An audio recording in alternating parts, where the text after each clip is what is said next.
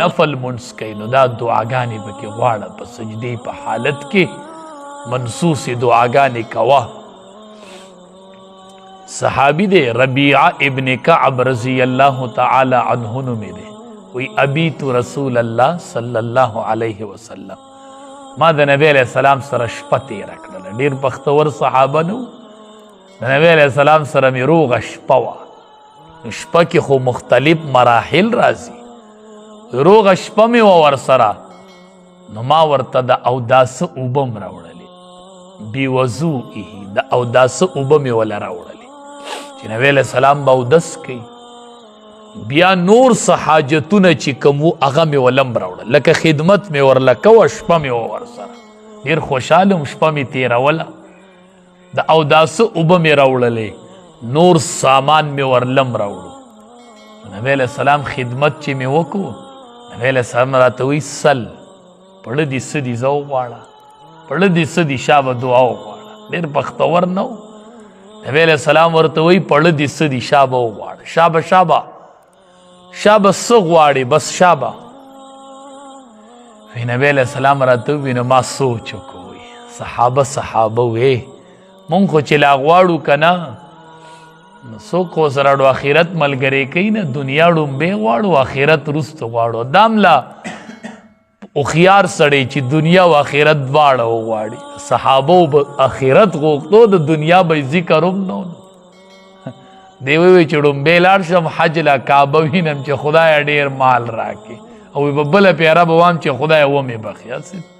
دا زمونږ عقل دی که نه، دا زمونږ عقل دی. ړومبې د ځان دپاره غواړو.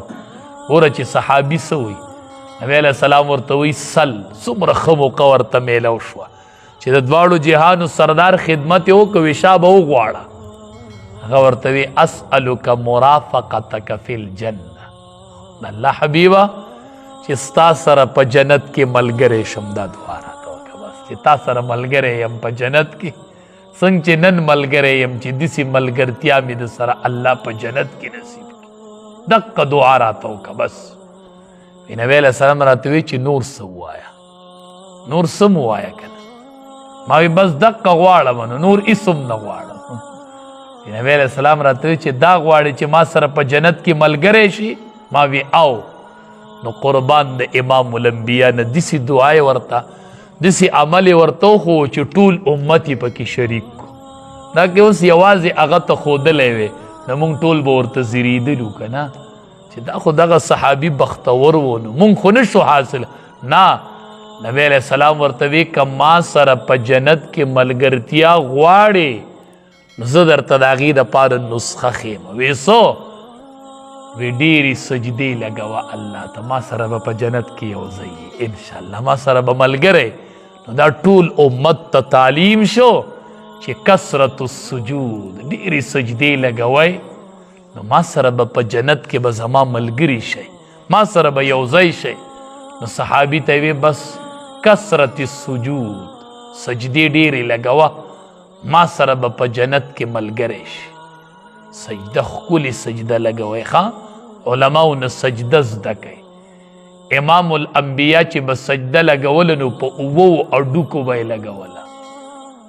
دا موږ لګو خو پته راته نشته، یوه سجده ولګوئ چې پته راته ولګي، په 7 اډوکو به یې سجده لګوله. ګوره سجدې له ولاړ نو دواړه خپې به یې لګېدلې وې که نه داسې، نو د خپو اډوکي به یې لګېدلي وو، 2 شول د ګوتو ده، د زنګنان به هم لګېدلي وو، نو 4 شول، لاسونه به هم لګېدلي وو، نو 6 شول، او تندې به هم لګېدلی وو، 9 شول.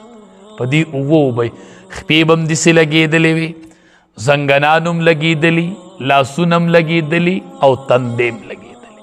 او چې سجدې له به ته نو ړومبې به یې زنګنان ولګول، او بیا به یې لاسونه ولګول، او بیا به یې تندې ولګول. ړومبې زنګنان، بیا لاسونه، بیا تندې.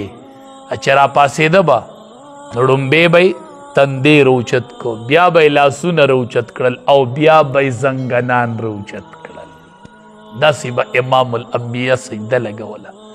مشکات شریف کې حدیث دی، وی دومره کولو سجده به امام الانبیاء لګوله که نه چې که د بیزي یو بچی پکې داسې تله راتله نو تلې به شو پکې داسې کوله او سجده به یې لګوله هوی د دې ترخونو دا سپینوالی به یې ښکاره شو داسې کوله او سجده به امام الانبیا لګوله مونږ چې لګو نو دا د دې سره لګېدلې دا د دې سره لګېدلې په دې ځمکه سم ټوخ شوي یو نبی علیه السلام وی د سپي په شان مه کښېنئ سپی م لیدئ دا لیچې یې لګولي که نه داسې دا لیچې په سجده کې مه لګوئ نو سجده کې به دا ځایونه چې دي دا به د دې نه لرې ساتي او دا به د دې نه لرې ساتي داسې کوله او سجده به امام الانبیا لګوله په اوو اندامونو سره خپې لاسونه او زنګنان به یې لګېدلي او بیا چې به یې قومه کوله